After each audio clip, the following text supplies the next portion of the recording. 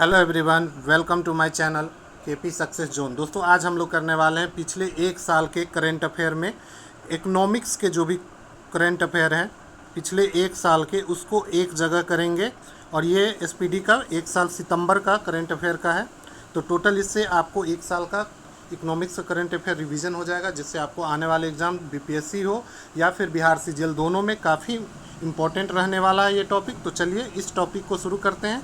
और इससे पहले जो लोग भी चैनल को सब्सक्राइब नहीं किए हैं वो लोग चैनल को सब्सक्राइब जरूर करें, ठीक है। 1 सितंबर 2022 तक का इसमें इकोनॉमिक्स से जितने भी क्वेश्चन पूछे गए हैं, सब क्वेश्चन पूछे जाएंगे, सबको कवर किया जाएगा, ठीक है।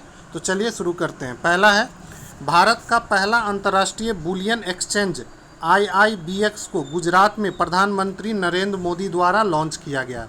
तो अंतर्राष्ट्रीय बुलियन एक्सचेंज IIBX ये कहाँ पे हुआ है दोस्तों? तो गुजरात में हुआ है। और किसके द्वारा लॉन्च किया गया है? तो प्रधानमंत्री नरेंद्र मोदी जी के द्वारा लॉन्च किया गया है अंतर्राष्ट्रीय बुलियन एक्सचेंज IIBX। ये पहला, भारत का पहला है, ठीक है। अगला पॉइंट है दोस्तों, दक्षिण कोरिया में विश्व की सबसे कम प्रजनन दर दर्ज हुआ है। तो सबसे कम प्रजनन दर किस देश का है? तो दक्षिण कोरिया का है, ठीक है। विश्व में पूछे सबसे कम प्रजनन दर कहाँ का है? दक्षिण कोरिया का। और अगर पूछे कितना है प्रजनन दर, तो 0.08 कितना है? 0.081 कहाँ का है? तो दक्षिण कोरिया का। अगला है, एडलवाइस MF ने भारत का पहला गोल्ड और सिल्वर फंड पेश किया है। तो भारत का पहला गोल्डन और सिल्वर फंड किसके द्वारा पेश किया गया है दोस्तों? एडलवाइड MF के द्वारा पेश किया गया है, ठीक है। अगला है, हाल ही में भारतीय स्टेट बैंक ने उत्सव सावधि जमा योजना शुरू किया गया है। उत्सव सावधि जमा योजना किसके द्वारा शुरू किया गया है? स्टेट बैंक ऑफ इंडिया के द्वारा शुरू किया गया है। किसके द्वारा? स्टेट बैंक ऑफ इंडिया के द्वारा उत्सव सावधि जमा योजना शुरू किया गया है। अगला क्वेश्चन है, विदेशी मुद्रा भंडार जो कि पहले 7.5 अरब डॉलर से घटकर 5.727 अरब डॉलर पर आ गया है, ठीक है।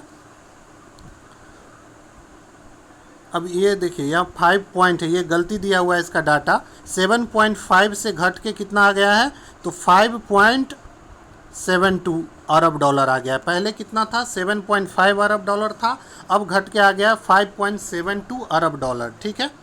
अगला है, 2026-27 तक भारतीय बाजार में 100% इलेक्ट्रिक दोपहिया वाहन होंगी।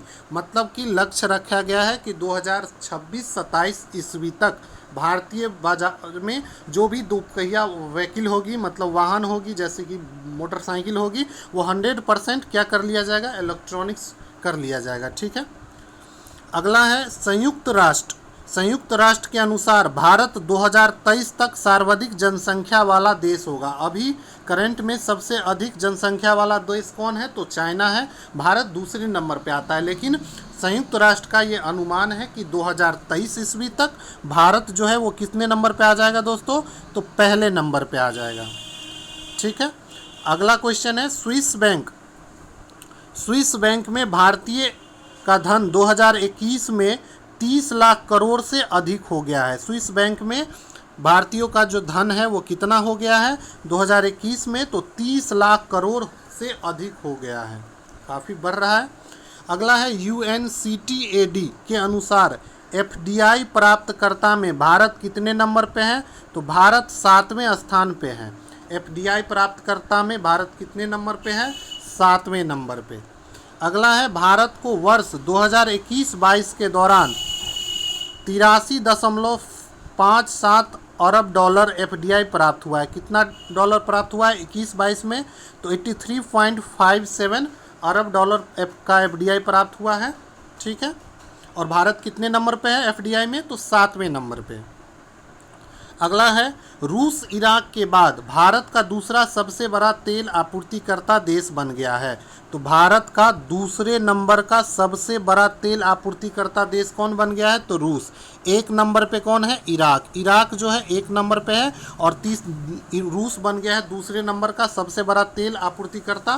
पहले जो दूसरे नंबर पे था वो था ईरान। ईरान को पीछे करके रूस बन गया है दूसरे नंबर पे भारत का तेल आपूर्तिकर्ता।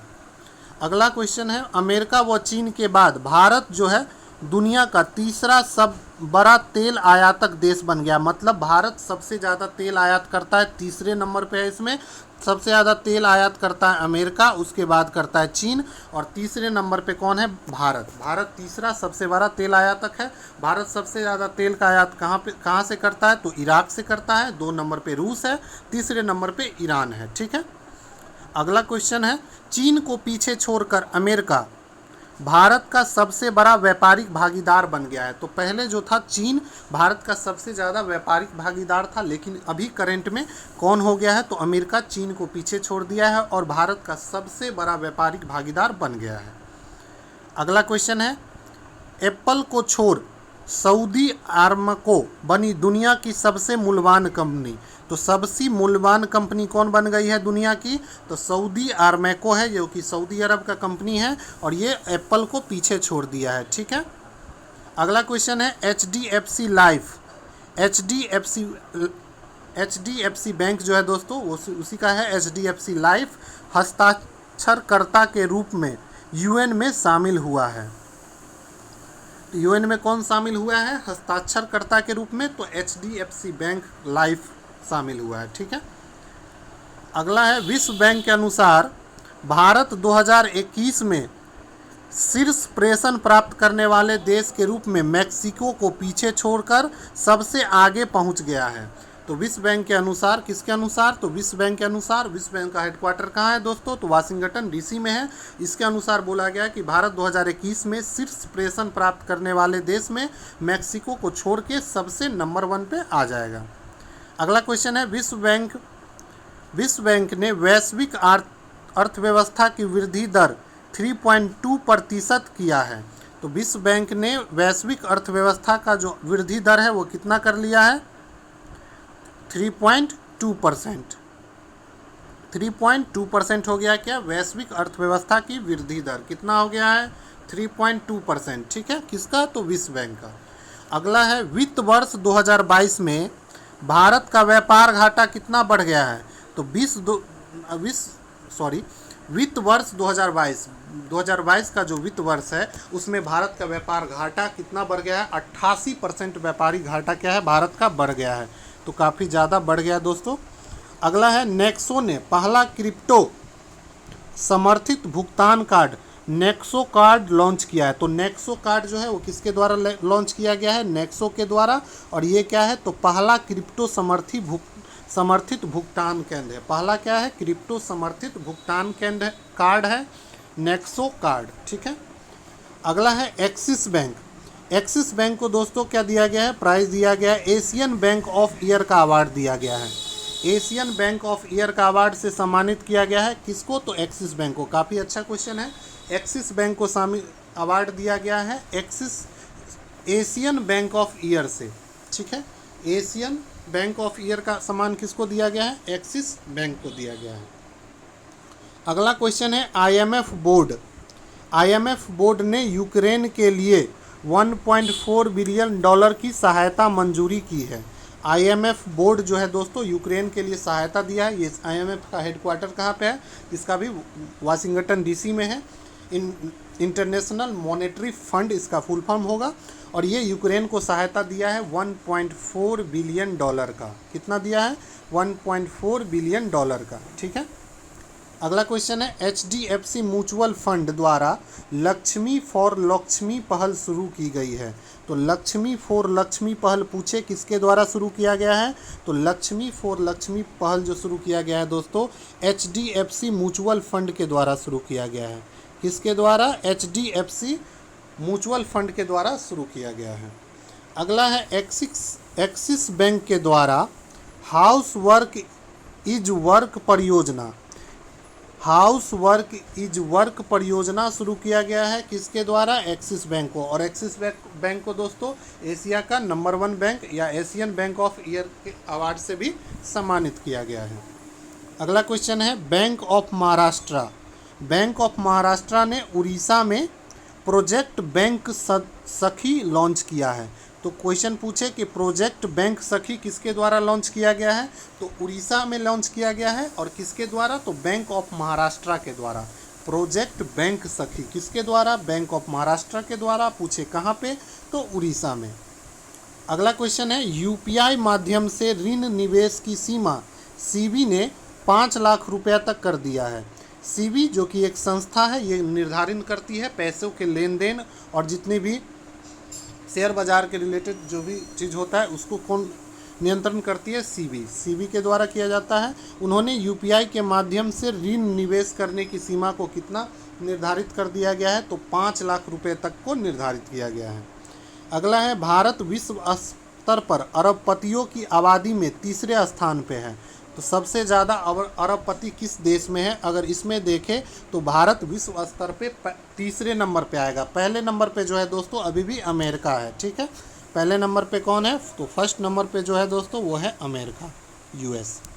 ठीक है, अगला है नेपाल भारत के यूपीआई प्रणाली को अपनाने वाला पहला देश बन गया है। भारत का जो यूपीआई प्रणाली है उसको कौन अपनाया है? तो नेपाल जो है भारत का यूपीआई प्रणाली को अपनाने वाला पहला देश बन गया है। पहला देश कौन है?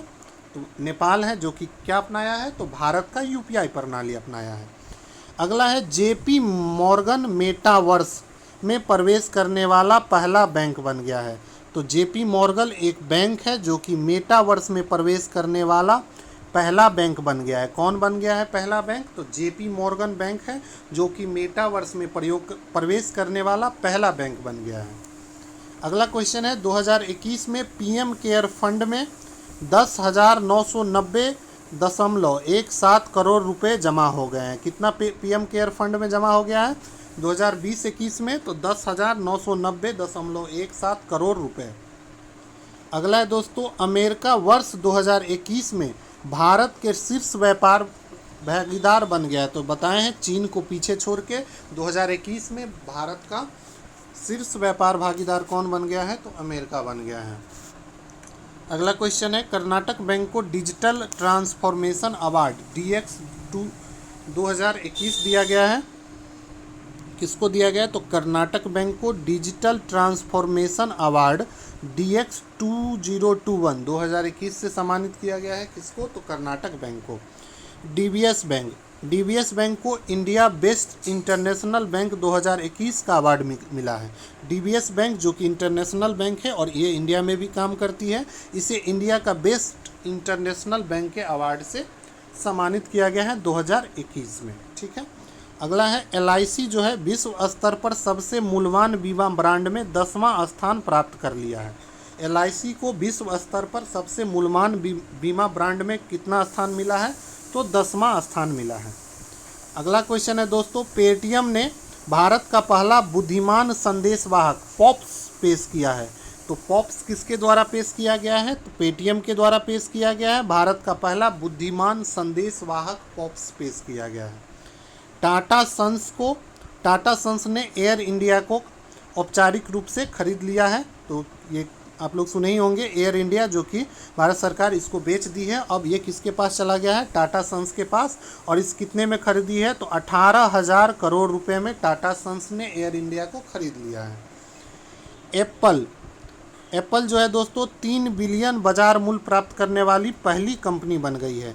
कितना बाजार मूल्य हो गया है? तो 3 बिलियन का बाजार मूल्य हो गया है एप्पल का। ठीक है, आरबीआई ने एयरटेल पेमेंट बैंक को अनुसूचित बैंक का दर्जा दिया है। अनुसूचित बैंक का दर्जा किसको दिया गया है? तो एयरटेल पेमेंट बैंक को। किसके द्वारा? तो आरबीआई के द्वारा। तो आरबीआई ने एयरटेल पेमेंट बैंक हो जिसको अनुसूचित बैंक का दर्जा दिया है। अगला क्वेश्चन है जेपी मॉर्गन जो कि एक बैंक है, विश्व के सबसे प्रणालीगत बैंक के रूप में नामित किया गया है। विश्व का सबसे प्रणालीगत बैंक के रूप में किसको नामित किया गया है? तो जेपी मॉर्गन बैंक को। ठीक है, ये विदेशी बैंक है, इसको प्रणालीगत बैंक के रूप में नामित किया गया है। एचडीएफसी बैंक ने मुंह बंद रखो अभियान का दूसरा संस्करण शुरू किया है। किसके द्वारा? तो एचडीएफसी बैंक के द्वारा मुंह बंद रखो अभियान शुरू किया गया है, जिसका दूसरा संस्करण शुरू किया गया है। किसके द्वारा? एचडीएफसी बैंक के द्वारा मुंह बंद रखो अभियान। अगला क्वेश्चन है, एसबीआई ने पेंशन भोगियों हेतु वीडियो लाइफ सर्टिफिकेट सेवा शुरू किया है। तो वीडियो लाइफ सर्टिफिकेट सेवा शुरू किया गया किसके द्वारा? तो एसबीआई के द्वारा। किसके लिए? पेंशन भोगियों के लिए। इसमें होता यह था कि पहले जो भी पेंशन वाले हैं उसको बैंक आके बताना पड़ता था कि हम जीवित हैं, मतलब एक देना पड़ता है। तो इसके लिए कर दिया है कि वीडियो लाइफ सर्टिफिकेट देना पड़ेगा। लाइफ सर्टिफिकेट जो देना होगा वो अब वीडियो कॉल पे दे सकते हैं। अगला है, पीएनबी ने ग्राहक आउटरीच कार्यक्रम के तहत 6S अभियान शुरू किया है। तो 6S अभियान शुरू किसके द्वारा किया गया है? तो पंजाब नेशनल बैंक के द्वारा। पंजाब नेशनल बैंक के द्वारा 6S अभियान शुरू किया गया है। अगला क्वेश्चन है, सीईबीआर के अनुसार वर्ष 2031 में भारत तीसरी सबसे बड़ी अर्थव्यवस्था बन गई है। तो भारत तीसरी सबसे बड़ी अर्थव्यवस्था बन गई है, 2031 तक बन जाएगी। सीईबीआर के अनुसार वर्ष 2031 तक भारत जो है तीसरा सबसे बड़ा अर्थव्यवस्था बन जाएगा। अगला है, आरबीआई के अनुसार गुजरात भारत का सबसे बड़ा मैन्युफैक्चरिंग हब बना है। तो आरबीआई के अनुसार सबसे बड़ा भारत का मैन्युफैक्चरिंग हब, मतलब सबसे ज़्यादा मैन्युफैक्चर कहाँ पे होता है भारत में? तो ऑब्वियसली बात है गुजरात में होता है। भारत 2021 में प्रेषण का दुनिया का सबसे बड़ा प्राप्तकर्ता बन गया है। तो प्रेषण का दुनिया का सबसे बड़ा प्राप्तकर्ता कौन बन गया है? तो भारत। एशिया मनी ने एचडीएफसी बैंक को भारत में उत्कृष्ट कंपनी चुना है। तो एशिया मनी जो कि एचडीएफसी बैंक को क्या चुना है? तो भारत का सबसे उत्कृष्ट कंपनी चुना गया है। किसको? तो एचडीएफसी बैंक को भारत का सबसे उत्कृष्ट कंपनी चुना है। अगला है, हाल ही में केंद्र सरकार ने डूबे ऋण के प्रबंधन के लिए भारत ऋण समाधान कंपनी लिमिटेड की स्थापना की है। तो भारत ऋण समाधान कंपनी लिमिटेड IDRCL की स्थापना किया गया है। किस चीज़ के लिए? जो भी ऋण भारत सरकार का डूब गया है उसको रिकवर करने के लिए। अगला है, विश्व बैंक समूह ने डूइंग बिजनेस रिपोर्ट के प्रकाशन को बंद कर दिया है। तो डूइंग बिजनेस का जो रिपोर्ट आता था विश्व स्तर पर, जो कि विश्व बैंक के द्वारा जारी किया जाता था, इसको अब बंद कर दिया गया है। हाल ही में कांडला पहला ग्रीन विशेष आर्थिक क्षेत्र बन गया है। कांडला जो कि कहाँ पे दोस्तों? गुजरात में है। ये पहला ग्रीन विशेष आर्थिक क्षेत्र बन गया है। तो पहले नंबर का बन गया है ग्रीन विशेष आर्थिक क्षेत्र। कौन बन गया है? तो कांडला। अगला है, पीएम मित्र पार्क योजना। पीएम मित्र पार्क योजना हेतु 4,445 करोड़ रुपए आवंटित किए गए हैं। कितना आवंटित किए गए हैं? तो 4,445 करोड़ रुपए आवंटित किए गए हैं पीएम मित्र पार्क योजना के लिए। गाजियाबाद नगर निगम द्वारा भारत का पहला ग्रीन बॉन्ड जारी किया गया है। तो भारत का पहला ग्रीन बॉन्ड किसके द्वारा जारी किया गया है? तो गाजियाबाद नगर निगम के द्वारा। किसके द्वारा? तो गाजियाबाद नगर निगम के द्वारा भारत का पहला ग्रीन बॉन्ड जारी किया गया है। अगला क्वेश्चन है, power finance corporation limited. Power finance corporation limited ने भारत का पहला यूरो ग्रीन बॉन्ड जारी किया है। अगर पूछे भारत का पहला यूरो ग्रीन बॉन्ड किसने जारी किया है? तो पावर फाइनेंस कॉरपोरेशन लिमिटेड के द्वारा।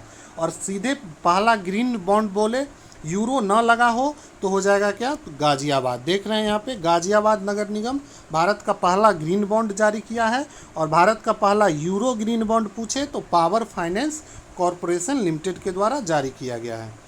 अगला है, केंद्रीय मंत्री पीयूष गोयल ने निवेशकों और व्यवसायों के लिए राष्ट्रीय एकल खिड़की प्रणाली का शुभारंभ किया है।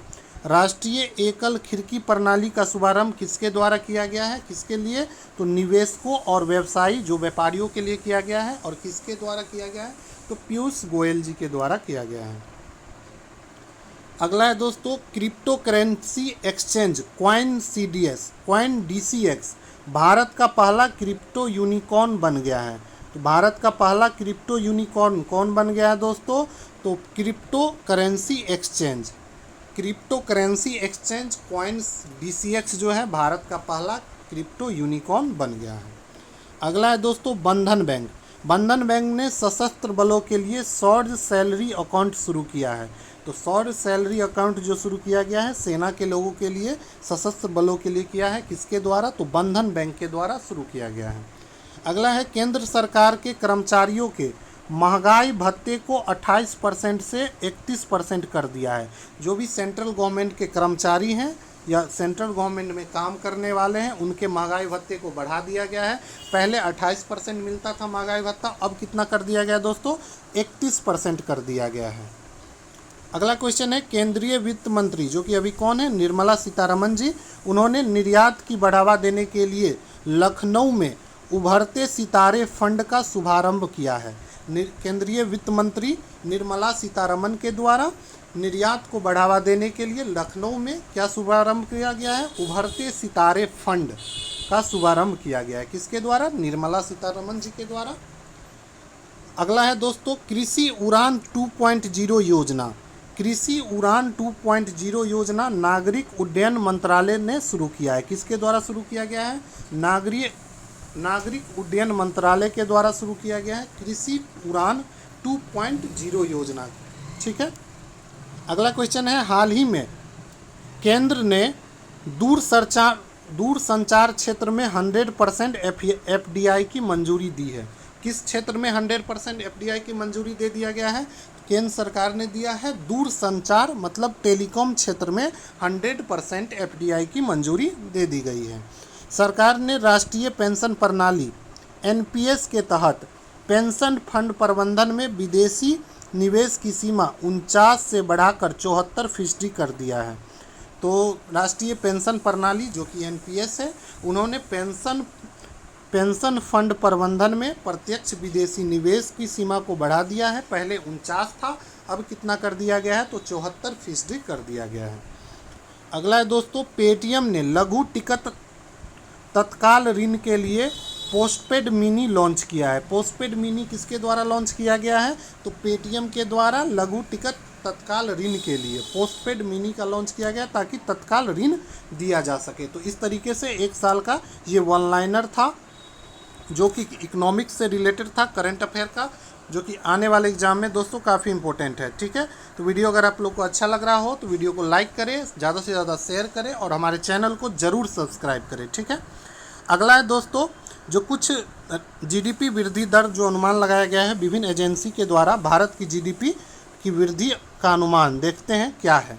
पहला है मूडीज रेटिंग एजेंसी। मूडीज जो है दोस्तों एक रेटिंग एजेंसी है। मूडीज क्या है? एक रेटिंग एजेंसी है। उनके अनुसार बोला गया था कि 2021-22 में जो हमारी GDP है वो कितना रहने वाला है? तो वो 8.8%। लेकिन उन्होंने 2023 के लिए जो रेटिंग है उसको घटा दिया है। 8.5% से कितना माना गया है? तो 5.4%। मूडीज के द्वारा जो जारी किया गया GDP का जो वृद्धि अनुमान होता है इसको दोस्तों पूछा जाता है एग्जाम में, तो आप लोग ज़रूर याद रखें, ये काफ़ी इंपॉर्टेंट है। मूडीज ने कितना बोला है कितना वृद्धि होगा भारतीय GDP में? तो 5.4% 2022-23 में। ठीक है। क्रिसल एजेंसी इनके द्वारा बोला गया है 2022-23 में कितना होगा? 7.3%। फीच रेटिंग एजेंसी इनके द्वारा बोला गया है 2021-22 में 8.4% और 2022-23 में दोस्तों 8.5%। ये सब इतना इम्पोर्टेंट नहीं है, इसमें दोस्तों मूडीज वाला पूछा जाता है। अगला है इंडिया रेटिंग एंड रिसर्च, ये भी पूछा जाता है। इंडिया रेटिंग एंड रिसर्च ने 6.9% बताया है GDP वृद्धि, किसमें? 21-22 में बताया था और 22-23 में कितना बताया है? तो 7 से 7.2% का वृद्धि बताया है। इकरा वाला पूछा जाता है दोस्तों। इकरा भी एक रेटिंग एजेंसी है, ये बताया था 9% का वृद्धि रहेगा 21-22 में, और वहीं 22-23 में पूछे तो 12 से 13% वृद्धि का अनुमान लगाया था इकरा ने। सबसे इम्पोर्टेंट है दोस्तों आईएमएफ के द्वारा जो जारी किया गया है अंतर्राष्ट्रीय मुद्रा कोष, जिसका हेडक्वार्टर वाशिंगटन डीसी में है। इन्होंने बताया था कि भारत का जीडीपी 2021-22 में कितना रहेगा, 9%, और 2022-23 के लिए कितना बोला है, कितना वृद्धि होगा, तो 8.2% का वृद्धि होगा। ठीक है। विश्व बैंक का भी पूछा जाता है, तो जो भी स्टार लगा हुआ है उसको जरूर आप लोग याद रखेंगे। विश्व बैंक के द्वारा जो दोस्तों बोला गया है कि 21-22 में 8.3% का वृद्धि दर्ज किया जाएगा जीडीपी में। वहीं बात करें 7.5 का बताया गया है 22-23 के लिए, किसके द्वारा, विश्व बैंक के द्वारा। तो ये दोनों मूडीज तो जरूर याद होना चाहिए आप लोग को। राष्ट्रीय सांख्यिकी कार्यालय, ये भारत का जो सांख्यिकी कार्यालय है ये भी काफ़ी इंपॉर्टेंट है। इन्होंने बताया था 2021-22 में 8.9%। अभी दोस्तों 22-23 के बारे में इन्होंने कुछ नहीं बोला है। राष्ट्रीय सांख्यिकी कार्यालय। अगला है दोस्तों संयुक्त राष्ट्र के द्वारा बोला गया है कि भारत का जीडीपी 6.4 रहने वाला है 2022-23 में, और 2021-22 में कितना था, 6.5। तो आप लोग इस चार्ट को दोस्तों जरूर याद रखने लेंगे। संयुक्त राष्ट्र वाला, राष्ट्रीय सांख्यिकी वाला, विश्व बैंक और आईएमएफ के द्वारा जो जारी किया गया है उसका, और मूडीज, ये तो बिल्कुल याद होना चाहिए आप लोगों को। तो इस तरीके से इकोनॉमिक्स का जितने भी करंट अफेयर था से क्वेश्चन पूछे जाने वाले थे दोस्तों, उस सबको इसमें कवर किया गया है। तो ठीक है, वीडियो अगर आप लोग को अच्छा लगा हो तो वीडियो को लाइक करें और चैनल को सब्सक्राइब करें, ताकि अगला वीडियो हम फिर लेके आने वाले हैं आपके लिए। अभी अगला जो वीडियो लाया जाएगा दोस्तों वो करंट के रिलेटेड ही होगा। ठीक है, उसमें हम लोग कवर करेंगे विज्ञान और प्रौद्योगिकी, साइंस एंड टेक का जो भी 1 साल का करंट अफेयर है, जो कि आपके एग्जाम के लिए काफ़ी इंपॉर्टेंट होगा, उसको कवर किया जाएगा। तो आप लोग चैनल को सब्सक्राइब कर ले। Thank you.